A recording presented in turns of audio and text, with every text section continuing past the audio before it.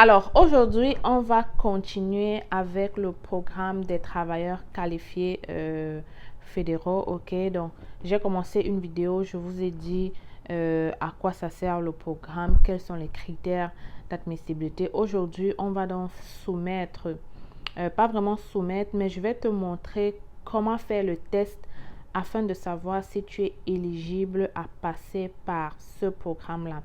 Alors, on va commencer maintenant et on se retrouve après le générique.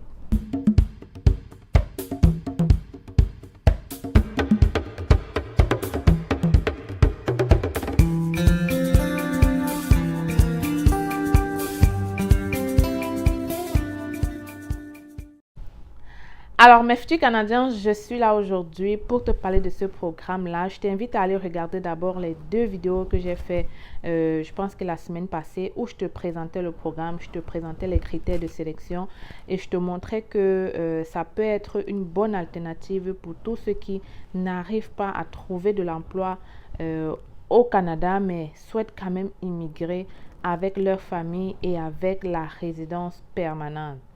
Donc, ce programme fait partie des 3 programmes de l'entrée express et c'est donc un programme très agréable pour tous ceux qui ont déjà de l'expérience de travail dans leur pays en fait. Donc, très rapidement, si tu veux connaître plus, va regarder les 2 autres vidéos. Je ne vais pas refaire tout ici. On va continuer aujourd'hui pour déterminer si oui ou non tu peux effectivement soumettre ta candidature dans ce programme. Donc, je ne vais pas me présenter. Si tu ne me connais pas encore, je t'invite rapidement à aller regarder mes autres vidéos. Je te montre comment immigrer au Canada par toi-même. Ok, donc c'est la seule chaîne qui te montre vraiment tout ce que tu dois savoir sur l'immigration au Canada. Donc, vas-y, fais un tour dans les vidéos et je pense que tu seras très agréablement surpris de comment il est facile d'immigrer au Canada. Alors, je ne vais pas perdre ton temps, je ne vais pas perdre le mien. On va directement aller regarder comment faire le test. Ok. Alors, comme je te disais, on va rapidement faire le test. Ok. Pour arriver ici, c'est très facile. Hein. J'ai tapé sur Google programme des travailleurs qualifiés fédéral. Ensuite, tu vas tomber sur cette page-là. Et rendu ici, très facilement, tu peux descendre, tu descends et à la fin, tu cliques sur soumettre votre profil. Donc, pas la même alternative, c'est ici que tu pourras soumettre ton profil si tu trouves à la fin que oui, tu réponds à tous les critères. Maintenant, si tu viens ici en bas, tu as la possibilité de déterminer si vous êtes admissible. Donc, on détermine d'abord si on est admissible avant de soumettre sa candidature. C'est très important, sinon vous perdez le temps pour rien. On va encore cliquer sur déterminer votre admissibilité. Et c'est donc ici qu'on répond à certaines questions qui vous permettent en fait de savoir. Donc, on dit dans quelle province ou quel territoire avez-vous l'intention de vivre? Pour celui qui ne connaît pas ces provinces-là, il faut juste soit aller faire des recherches pour savoir, soit choisir comme ça à la volée afin de savoir, afin de juste continuer. Ok, vous pouvez faire des tests après, tu changes de province pour voir si ça change quelque chose sur tes points. Moi, je vais choisir quelque chose, une province, ok, parce que ça va aussi m'aider dans le cas des candidats des provinces. Donc, admettons que je choisis Saskatchewan, ok, et je mets sur suivre. Les langues officielles du Canada sont anglais et le français. Vous devez soumettre les résultats d'un test de langue pour tous les programmes inclus sous Entrée Express, même si l'anglais ou le français est votre langue maternelle. Donc, très clairement, en même temps, ça répond aux questions des gens qui disent souvent que moi, je parle déjà le français dans mon pays, c'est la langue officielle. Est-ce que je suis obligée de faire le test si je viens au Canada? Pourtant, c'est un test de français. Donc, clairement, ça te dit ici que oui, tu dois soumettre le test. Pourquoi? Parce que ce test-là te donne aussi des points. Et si tu veux, tu peux aussi faire le test en anglais. Donc, tu peux faire le test de français, le test en anglais pour encore avoir plus de points. OK? Donc, admettons que je dise que donc j'ai fait le ICE, Je pense que le I, c'est le test anglophone. Donc, pour ceux qui demandent souvent c'est quoi les tests acceptés, voilà donc les tests qui sont acceptés. Moi, je vais choisir le TCF. Je sais que ça, c'est le test français. Et je mets sur suivant. Ils vont sûrement me demander à quelle date vous êtes-vous soumis à ce test. Parce que la durée de validité d'un test, je pense, c'est 2 ans. Donc, admettons que je dise que j'ai fait ce test en 2020. En quel mois? En janvier. À la journée du 1er. Et je clique sur suivant. Je pense que 2020, janvier 2021, janvier, ce test sera peut-être pas valide. Je vais mettre 2021 pour avoir plus de chance. Suivant.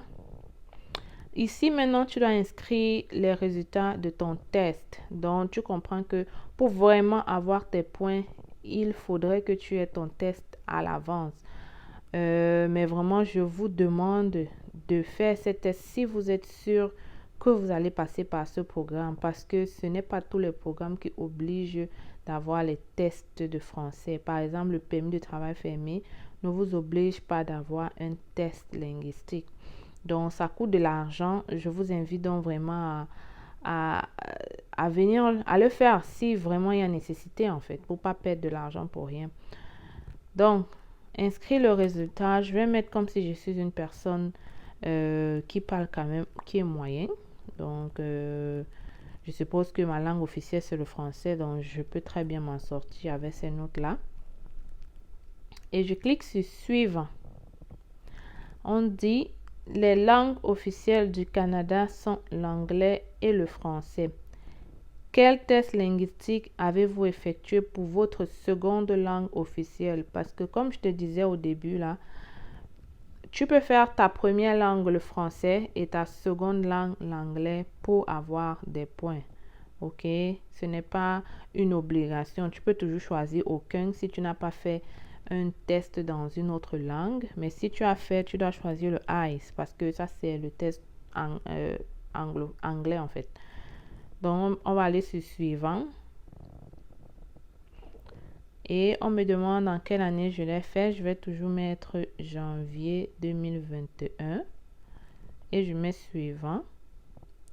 Inscrire le résultat du test pour l'expression orale. Là, je vais mettre vraiment que je ne suis pas très bon en anglais. C'est ma seconde langue. Donc, je vais mettre que j'ai eu des 4. J'ai eu vraiment pas de très bonnes notes. À la lecture, peut-être j'ai eu un peu mieux, 4,5. À l'écriture, on va dire un peu mieux, 5. OK? Et je mets suivant. Bon, on continue en nous demandant, au cours des 3 dernières années, combien d'années d'expérience dans un métier spécialisé avez-vous acquise au Canada? Il doit s'agir d'une expérience à temps plein ou de l'équivalent à temps partiel. Bon, je n'ai jamais eu d'expérience de métier au Canada, alors je vais mettre aucune, parce qu'on a très bien demandé combien d'années d'expérience dans un métier spécialisé avez-vous acquise au Canada. Je ne suis pas encore au Canada, je mets aucune. Au cours de cette période, dans quel niveau de la classification nationale des professions CNP l'expérience acquise s'inscrit-elle en majeure partie? Si durant cette période, vous n'avez acquis aucune expérience de travail au Canada, veuillez choisir aucune de ces réponses. On va mettre aucune de ces réponses puisqu'on n'a pas travaillé au Canada. Et on va mettre suivant. Au cours des 10 dernières années, combien d'années d'expérience de travail qualifié avez-vous accumulé? Il devait s'agir d'un emploi continu, rémunéré et à temps plein.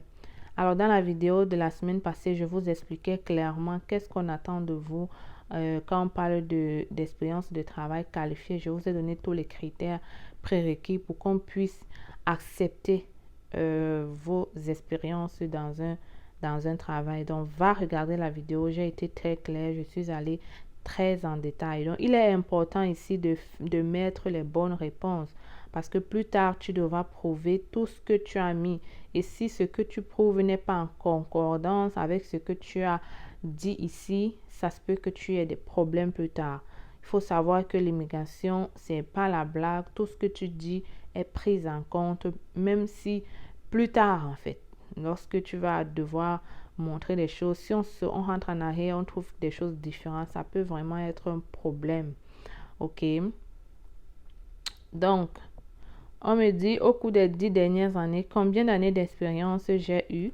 Il faut savoir que dans ce programme, il faut avoir au moins 1 an d'expérience. Donc, je vais mettre les chances de mon côté. Je vais mettre 2 à 3 ou peut-être même 4 à 5 ans. OK? Je vais mettre les chances de mon côté en mettant ça. On dit, au cours des 5 dernières années, avez-vous au moins 2 années d'expérience dans un emploi qui fait partie des grands groupes suivants de la classification nationale des professions? 72, électricité, construction, métier d'entretien, superviseur. En fait, il faut lire tout ça. Et si tu fais partie de ces grands groupes-là, et je pense que c'est parce que ce sont des groupes qui sont très, très, très en demande. C'est pourquoi on les met ici, parce que ça va clairement jouer en faveur de toi si tu fais partie de ces groupes-là. Tu comprends rapidement par la même occasion que voilà donc les métiers qui peuvent te faciliter une entrée au Canada. On a même jusqu'à voir les bouchers, les boulangères. Et c'est ce que je vous dis ici tous les jours, qu'il y a tellement de postes là, dehors, dans les sites d'emploi que j'ai déjà mentionné dans la chaîne, pour tous ceux qui veulent entrer au Canada. Et pour ces postes-là, vous pouvez aussi passer par le permis de travail pour entrer au Canada. OK? Si tu ne connais pas c'est quoi le permis de travail fermé, va aussi regarder mes vidéos. OK? D'habitude, je monte ma tête là. Mais bon, voilà. Est-ce que tu fais partie de ces groupes-là?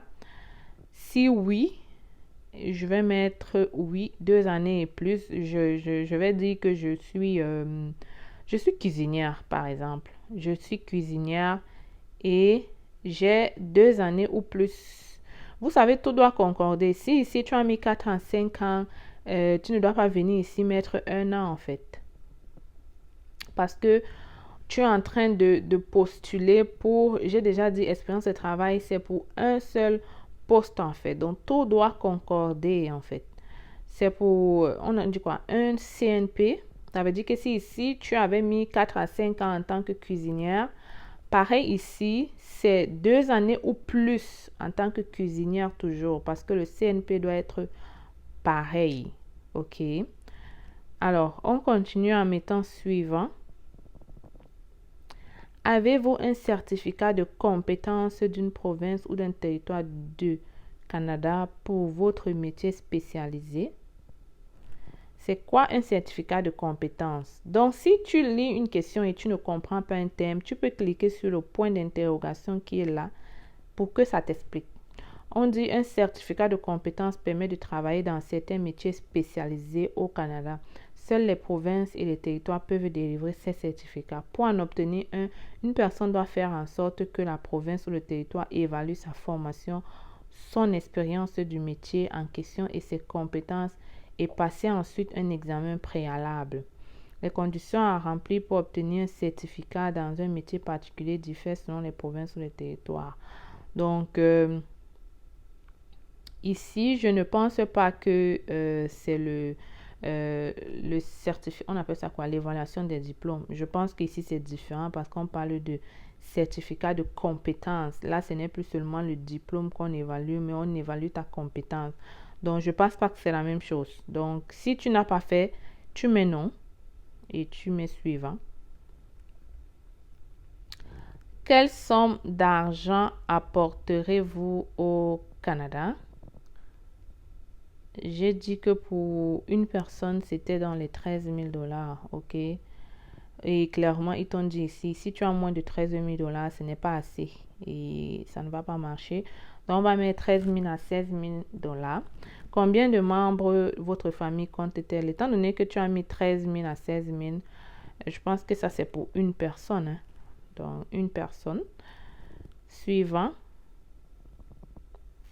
Il faut aussi savoir que, comment je vais dire ça? Quand vous êtes une personne, genre, c'est une personne qui vient, on va laisser tomber.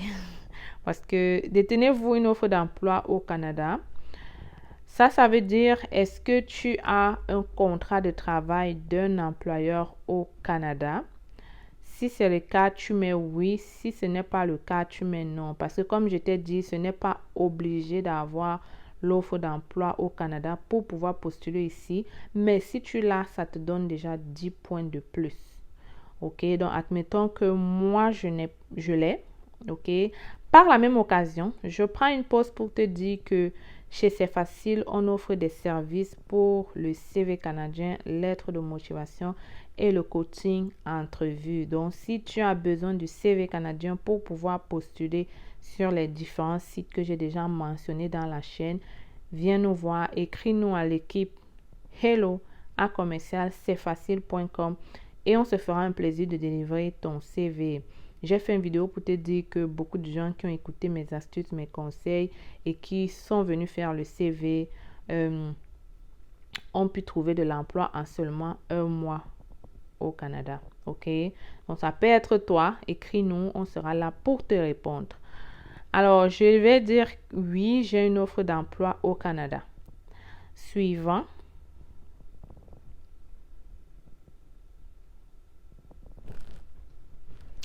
Bon, on attend, ça cherche. Voilà. On dit, pour présenter une demande en ligne, vous aurez besoin de ce code de référence personnel. D'après les réponses que vous avez données, vous semblez être admissible à l'entrée express. Parce que je t'ai dit que le programme des travailleurs qualifiés est un sous-programme du programme Entrée Express. Il y en a 3, je pense. Et le programme des travailleurs qualifiés, c'est le programme donc qui permet aux personnes qui sont à l'étranger, ayant déjà une expérience de travail à l'étranger, de pouvoir entrer au Canada, qu'ils aient une offre d'emploi au Canada ou pas. Donc, pour moi, on me dit que je peux. OK? Et je dois utiliser ce code-là pour pouvoir continuer. Maintenant, qu'en est-il de la suite? On dit que pour pouvoir continuer, c'est très facile. Il faut t'inscrire, OK, en créant une clé. On appelle ça la clé GC. Tu vas ouvrir une session. Tu vas probablement répondre aussi à certaines questions là-bas, mais il faut que les réponses aux questions concordent. Ça doit être la même chose, OK? Ensuite, comme tu as vu, il y a un code de référence, donc probablement on a enregistré les informations que tu as remplies là tout à l'heure. Il ne faudrait pas qu'en créant ton compte, tu mettes d'autres informations. Et une fois que tu auras donc ouvert ton compte, on va donc te permettre de... Voilà, c'est écrit. Une fois que vous aurez ouvert une session dans vos renseignements électroniques, ce qu'on appelle la clé, vous serez automatiquement dirigé vers votre compte. Vous serez invité à vous inscrire pour ouvrir un compte si vous êtes un nouvel utilisateur. Si vous êtes déjà inscrit, vous serez dirigé directement dans votre compte. Après avoir ouvert une session, sélectionnez Entrée Express pour continuer. Entrez votre code de référence personnel. Après avoir sélectionné Entrée Express, on vous demandera d'entrer votre code de référence professionnel. Le code de référence personnel apparaît dans le haut de la page. Et voici ça en fait. Voici le code là. Et ensuite, on te dit, lorsque vous aurez entré votre code de référence personnel, vous serez guidé à travers les étapes suivantes pour remplir votre profil. Remplissez l'outil de création du profil dans l'entrée express. Examinez votre profil. Soumettez votre profil. Après avoir soumis votre profil, vous verrez une page confirmant que votre profil a bien été soumis. Il y aura aussi d'autres renseignements sur les étapes suivantes. Peu après avoir soumis votre profil, vous recevrez aussi un message de confirmation dans votre compte. Et après, il faudra juste attendre. OK? Attendre que on vous invite maintenant à déposer votre demande de résidence permanente. Si, bien évidemment, vous êtes choisi dans le bassin de l'entrée express. Alors, tu vois comme ça, en quelques minutes, je t'ai présenté quelque chose de très intéressant. Alors, j'espère que tu t'es abonné. Et si tu ne l'as pas encore fait, clique-moi rapidement sur le bouton rouge qui est juste écrit en bas, s'abonner. Abonne-toi surtout, clique sur la cloche de notification parce que ce n'est que comme ça que tu recevras les notifications à chaque fois que je vais publier une vidéo. OK? Donc, voilà, je t'ai montré que déposer une demande d'entrée express n'est pas si difficile comme on le pense. Il faut d'abord déterminer son admissibilité, ensuite continuer. Et tu peux faire la même chose pour les autres programmes. Et tu peux faire la même chose pour le programme des candidats des provinces. Mais je pense que dans ce cas, il faudra aller dans chaque province pour suivre leur procédure en fait. Il suffit de lire et de faire des recherches. Il suffit aussi de s'abonner si c'est facile pour ne plus rien rater. Je vais m'arrêter ici. Je pense qu'on a terminé avec le programme des travailleurs qualifiés. On va commencer avec un autre programme pour permettre à tout le monde de trouver son compte. Si tu as apprécié la vidéo, laisse-moi un pouce j'aime, partage aussi afin que tout le monde puisse être au courant que immigrer au Canada, c'est très facile. Alors, c'était l'instant, c'est facile. Je vous laisse là. On se retrouve très bientôt. Bye.